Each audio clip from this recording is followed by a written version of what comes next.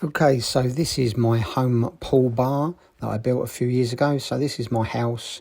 We have lots of parties here and it's built for entertainment. So we've got a pool 9 by 4 meters and about 2 meters deep at the deep end.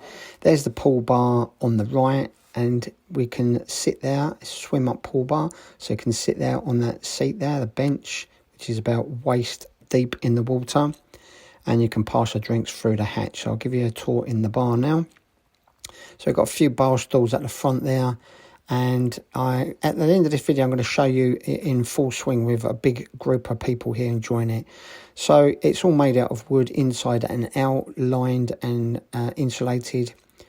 And it's don't look it, but it's 3.2 meters by 3 meters.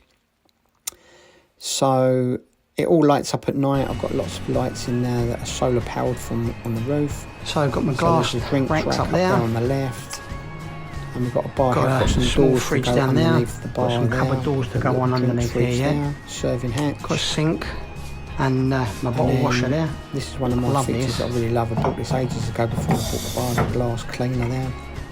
Bought that actually before I made the bar. All my motorbike signs, some of the fan up there when I'm barbecuing. A bit of breeze.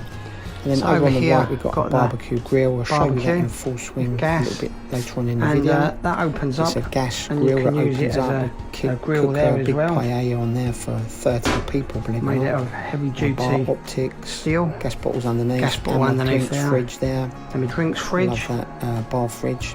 Bought that second hand. It was 180 euros second hand, but cold drinks. It's been an absolute godsend. Beer at the moment. I've got some lights to go on the ceiling. I haven't finished off yet.